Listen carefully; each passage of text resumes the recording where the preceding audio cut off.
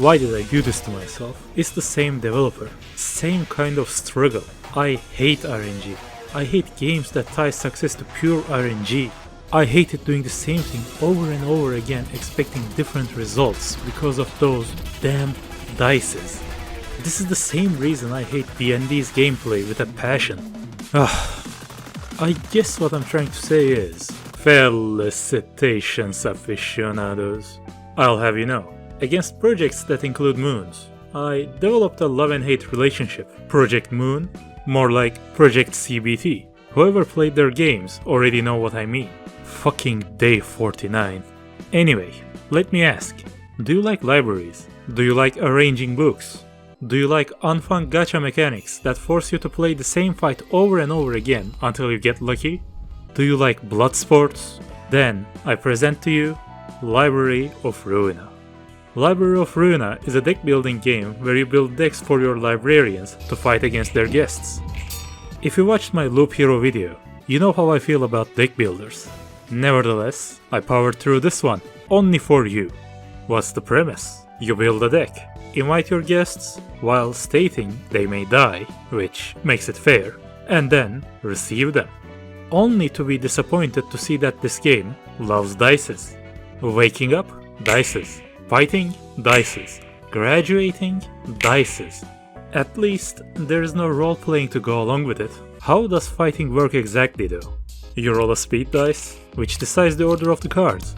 You click on one of your speed dices, choose a card minding its slight cost, which the amount you have is shown on the character. Then, choose another speed dice to use your card on. Easy, right? We are just starting. Speed dice that has a higher number than the targeted dice can force a clash with them instead of their original target. If you throw a page on an opponent's dice without a clash, it becomes a one-sided attack, which only activates offensive dice on the page. When you make two pages clash, both pages throw dice on them with the order on the page, and whoever rolls a higher number wins the clash. There are three types of dices: offensive, defensive, and counter. Offensive dice, when activated, deals the damage type shown on the dice, these being slash, pierce, and blunt. Every character has differing resistances against these attacks, so you will have to choose which one to use. Or just play more than half of the game like me and brute force your way with a single damage type deck. Defensive dice differ into two types: block dice and evasive dice. Block dice blocks damage when it rolls a higher number than the opponent's dice. Value between the dices are then dealt as stagger damage. Stagger damage will be explained in a bit. If it fails to roll higher than the clashing dice, then it reduces the damage taken by the roll value. Clash winning with block dice works same against defensive dice as well. Evade dice, when rolls higher, negates the damage entirely, but also rerolls itself after the clash. As long as the evade dice keeps on rolling higher against offensive dices, it won't be spent. Every evade also recovers stagger resist by the dice value. While obviously rolling higher is the counter to everything, you can be sure evade dice gets spent if you use a defensive dice against it. Evade and block dices neutralize the evade dice after a clash. You're still with me? Because it may get more complicated. Blame the game, not the messenger. Counter dice won't show up until you beat half of the game. When you use a page that includes a counter dice, that dice doesn't show up in a clash.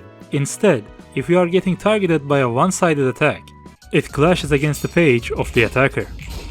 Which also works exactly like evade dice. If you roll a higher number, counter dice also gets rerolled for the next dice clash. However, if it completely counters a full page, it gets spent by itself. Counter dice can also be any kind of dice. You probably realized by now that every character has a red and yellow bar below them. These are HP and stagger resists. If HP depletes, so do you. If stagger resist depletes, the character gets staggered. Staggered characters lose every single dice they played on the scene, and won't be able to act on the next scene. Julian!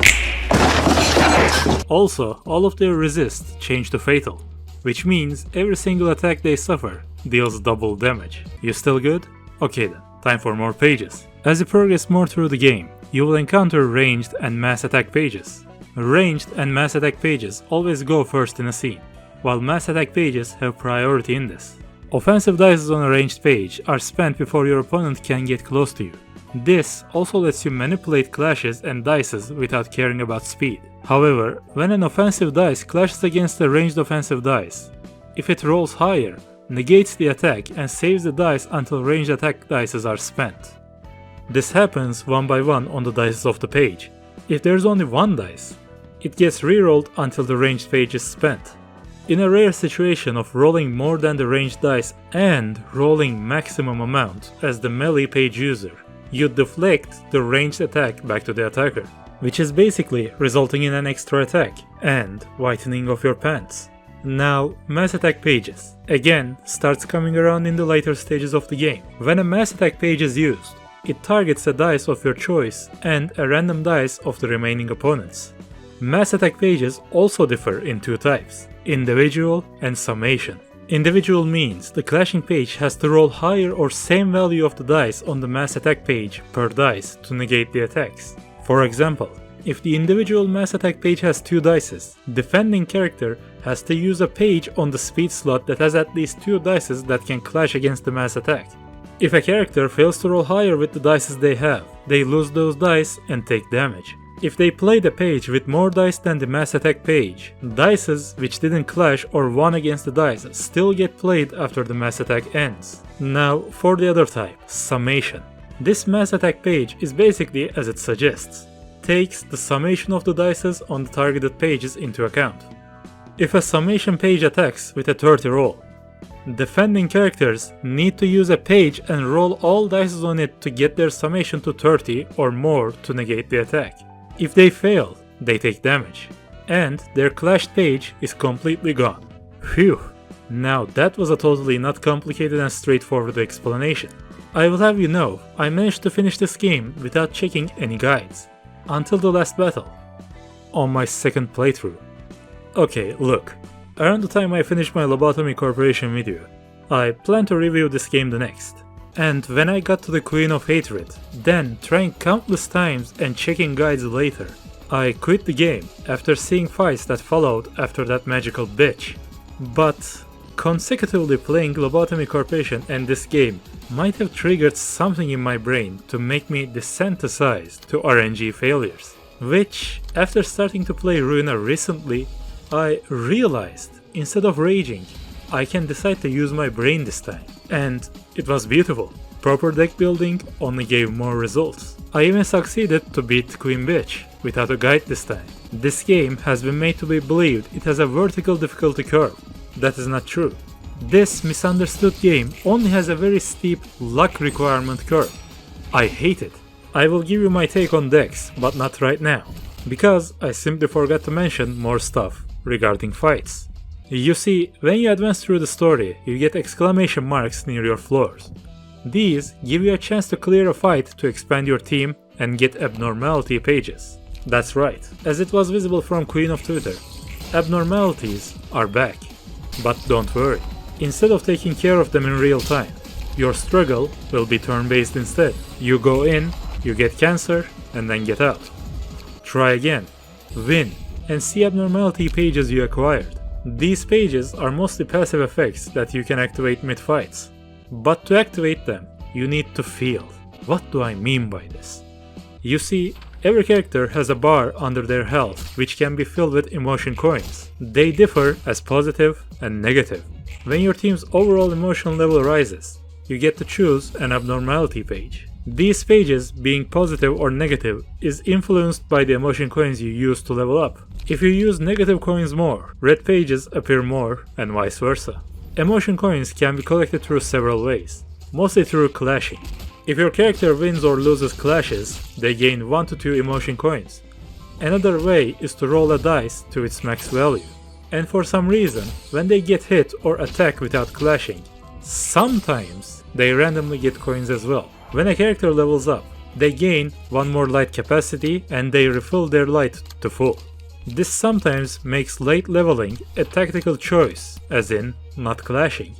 I explained everything, but how do you get pages to play? You see, when you beat a guest to death, instead of dying, they turn into books, which lets you burn them to get whatever's inside.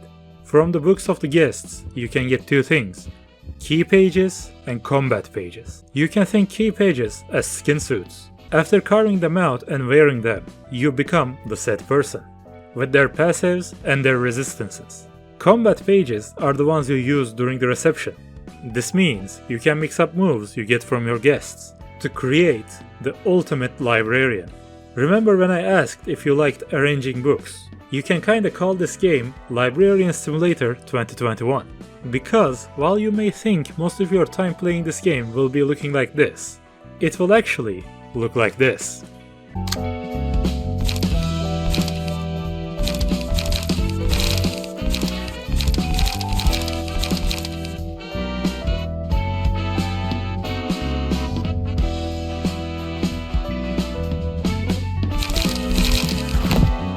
Since you get pages from the guests you defeat, this means almost always your pages will be outclassed. Good luck. Literally.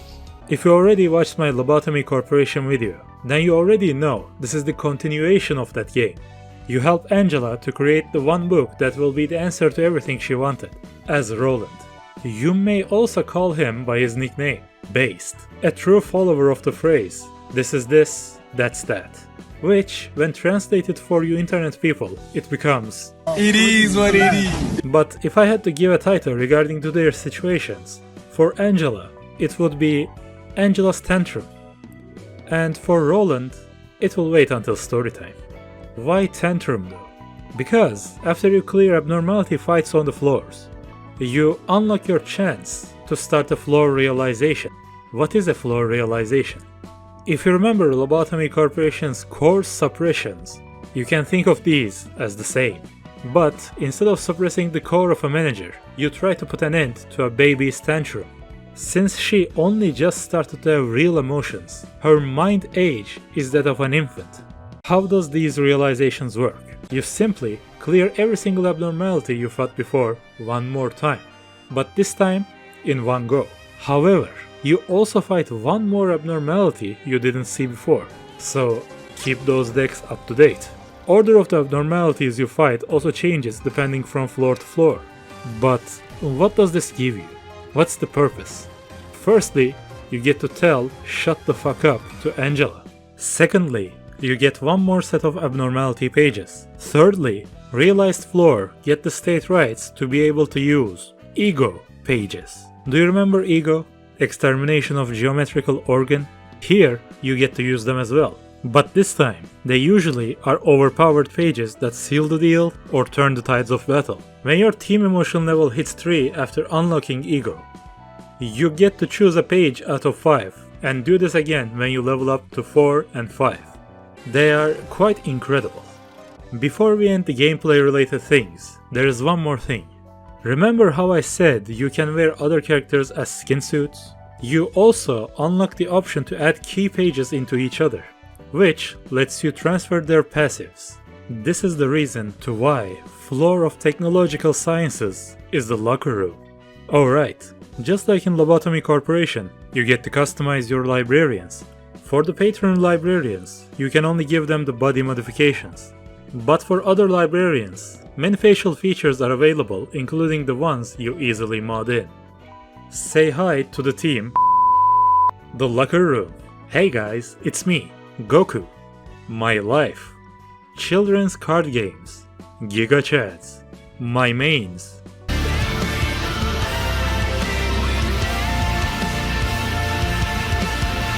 CCP. And lastly, the Descartes Syndicate. This makes the game more tolerable along the way. I really like it when Yugi pokes the guest with his finger. Don't forget that you also can customize battle banter. Be sure to write them characteristically. Now for the story. Thank God, most of the important story elements here are just an explanation of past. Therefore, I won't have to explain everything. If you want to learn about the events of the past, go ahead and watch my Lobotomy Corporation video. And if you plan to play this game for some unknown reason, skip to this timestamp. Let's start. Roland finds himself in the library. Angela also finds him, and immediately tears each of his limbs out. After a while, Angela restores Roland back. Having no choice but to obey, Roland agrees to help Angela. Angela has one thing on her mind, one perfect book, that will answer her every question. How to become her own person, how to be human, etc. And to get that one book, she needs to gather books of people. Library allows her to do this. You choose books to put on the invitation which when sent, appears at near or in front of the perfect candidates that would want the books listed on the invitation. In the city, which the seed of light shone over everyone in, life is hard for everyone. From backstreet thugs trying to survive another day, to offices trying to find a job to do. Even the people who live in quality places, which are called nests, must do tasks and or pay enough cash periodically to live peacefully. Everyone is living a hard and depressing lifestyle, while the crime and cannibalism rate is on an all-time high on a daily basis. In short, the city is a one-to-one recreation of London. That means whenever an invitation pops out of nowhere that can give you the key to a more desirable life, you simply cannot refuse. Don't worry though, we warned you that you may die and turn into a book. Fast forward to the half of the floors being unlocked. You are doing great. You find yourself fighting Queen of Hatred.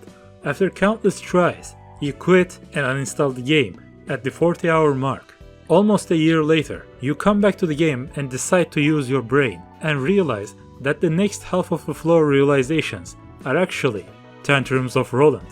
I skipped Angela's story because you already know it. However, we need an explanation on Roland and who he is. He always introduced himself as a washed-up fixer that was at the top. But now stuff happened and he hit rock bottom to being a grade 9 fixer. But as you clear his tantrums, you start to see what happens.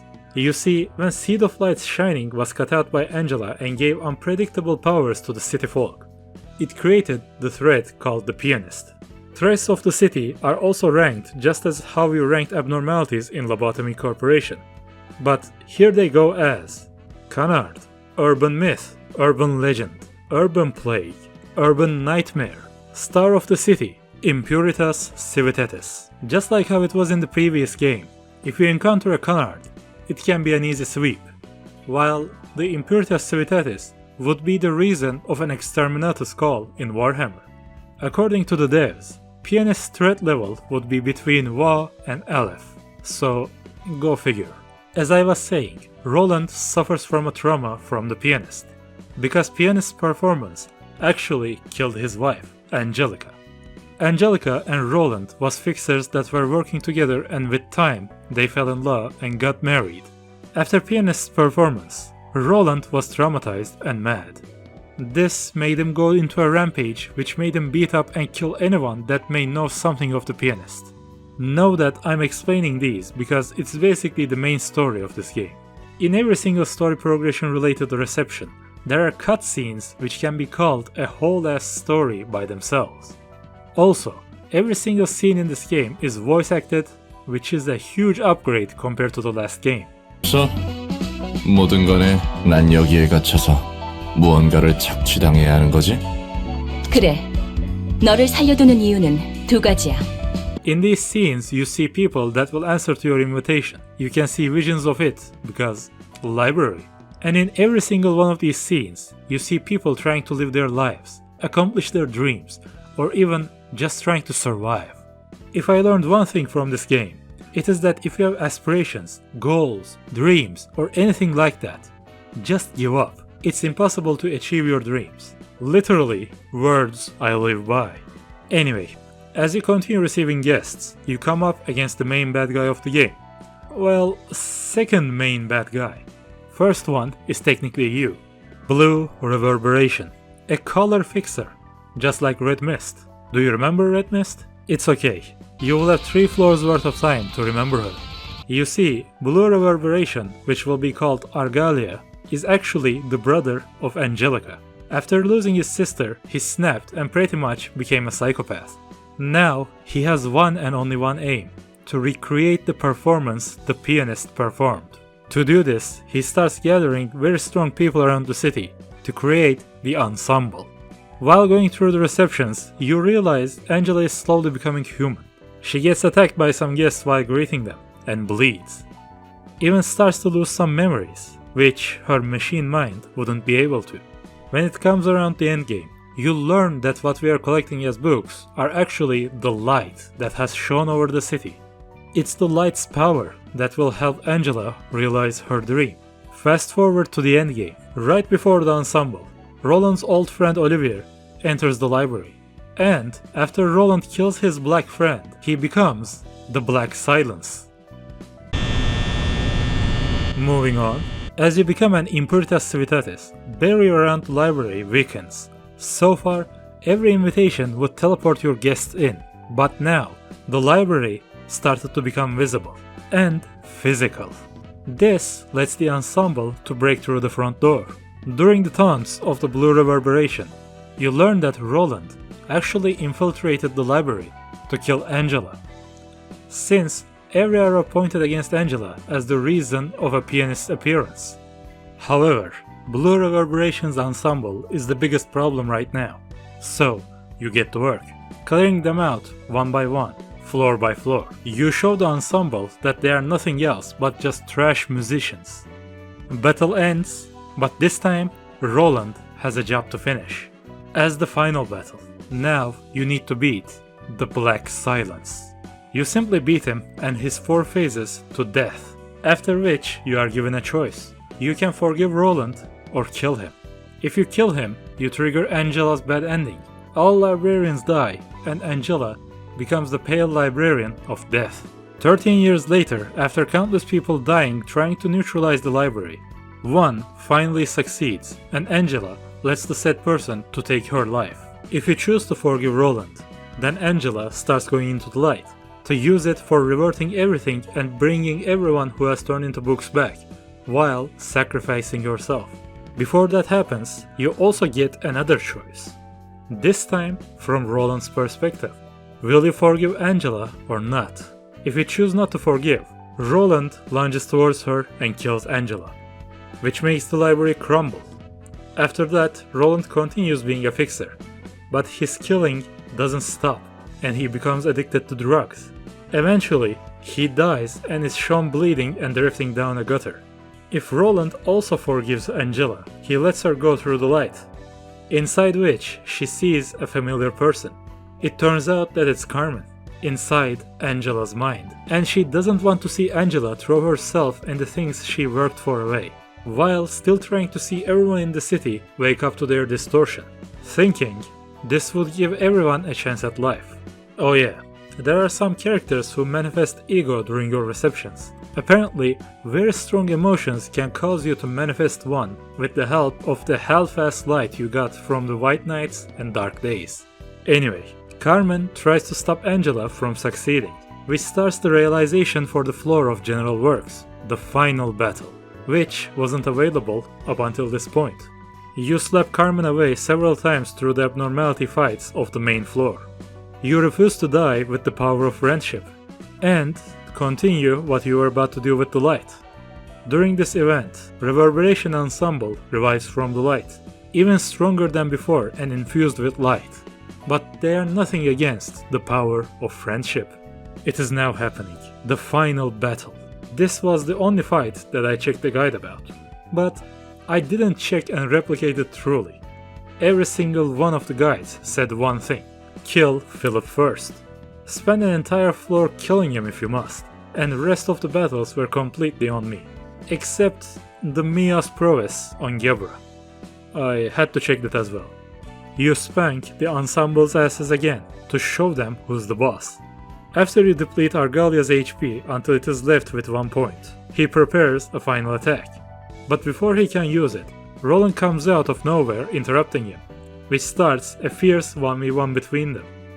Apparently while doing this, Roland also moves between dimensions to take Angela from inside the light and bring her back. Dimension moving thing is an ability obtained by the Purple Mist, another color fixer. Her key page also plays a very important role during final Carmen battle. But that's just details. Fun fact, if you don't advance the conversation between Angela and Roland, this 1v1 goes on for eternity. Roland deals the finishing blow to Argalia and starts talking with Angela, which is now a machine again because Roland pulled her out of the light and didn't let her finish the ritual. Everyone who died and became books are revived, however. But they may wake up in random places with no memories of the library. As they were talking about the future in front of them, uninvited guests appear out of nowhere. Finally, the head itself is now made its move against the library by sending a claw and an arbiter. Arbiter Zena states that the library is actually Angela's ego, but also states that they are not here to destroy the library, but instead to kill Angela for being a machine with human's mind, and then relocate the library to the outskirts. Refusing to go out without a fight, Angela pulls the current guests into a reception. At long last, it came. The final battle. Look, I know I said final battle 4 times by now, but that is what I actually felt like going to happen in each and every one of them. I was tired after playing this game for 130 hours considering I uninstalled on the 40-hour mark. So, yeah. Anyway, final reception begins. Roland is against an arbiter and a claw, while also being wary from the last battle. Roland tries to hold the line but is about to be overpowered. Angela summons Gebura to help him, which also triggers the arbiter to start attacking as well. Seeing the battle is going in a bad direction, Baina also gets summoned here, being an arbiter herself to even the odds. This fight is a cinematic one, by the way. And before you ask, yes, I managed to lose this fight. You time travel back to the start of the fight if that happens. I know, I'm very good at video games. As you fight and barely survive, time is up for the relocation of the library. Arbiter and Claw decide to let it slide this once and consider this as a gift for keeping Angela alive, but warns them by stating if they ever come back to the city, this gift will be counted as disregarded. The library gets relocated to the outskirts. Roland and Angela then starts talking about what's next. Angela states that she will continue seeking revenge, but this time it will be aimed at the head for making the city the way it is. As the topic comes to a close, Roland reveals that he always wanted to write a book about the city, but believes his literary skills are not up to date. Angela offers to help him write the book. They go back inside the library, and then the game ends.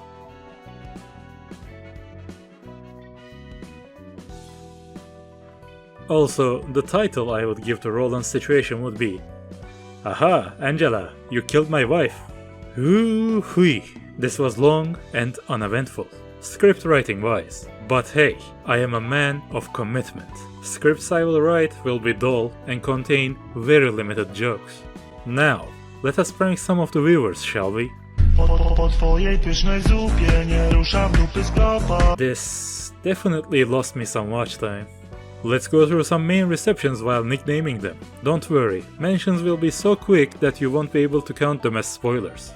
The Hood, Inspector Gadgets, Cannibalism, The Hood 2.0, Premarital Marriage, the main character, Hotline Miami, the musical, Weaves, Beaten Up Weaves, My Life. Boom! Divorced! Now, appreciation. Did you know that every single floor has their own battle theme that changes as the emotion level rises? Give them a listen.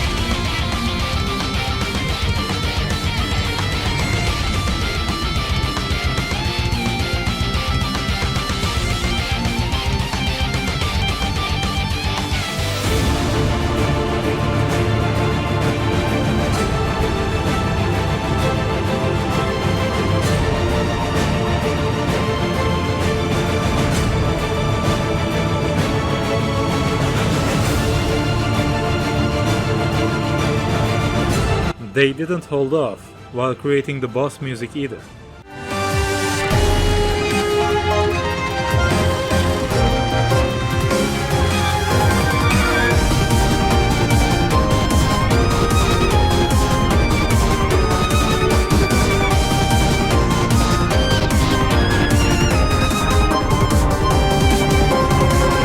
Let us get to the tips I can give. You remember how in Yu-Gi-Oh! Duel Monsters, everyone loses their shit about Egyptian god cards? However, they are still unbanned in today's play, which means their power is mediocre at best. But don't you worry, there are still banned cards we can put into this game, such as Pot of Greed. What does it do? Equivalent cards that I can give are Will of the Prescript and Multi-Slash. For their light cost, their value can be considered insane. Since librarians start at 3 light, and if you start with a Will of the Prescript in hand, that almost certainly leads to both you having half of your deck in the second scene, and leveling up through Clash since it is a 3 dice page. Only problem you will have is to make your deck a singleton, which means you cannot have more than one copy of a card in your deck. Multi-Slash is around the same thing, a card draw with 2 light restoration. After I got these 2 cards, they were literally on every single deck I made. I suggest you do the same too. I decided that we should come to a closing statement. Do I recommend this game? Should you play it? Yes, definitely play it if you are okay with quitting after beating half of the game. Because then, a lot of your battles will be about randomness.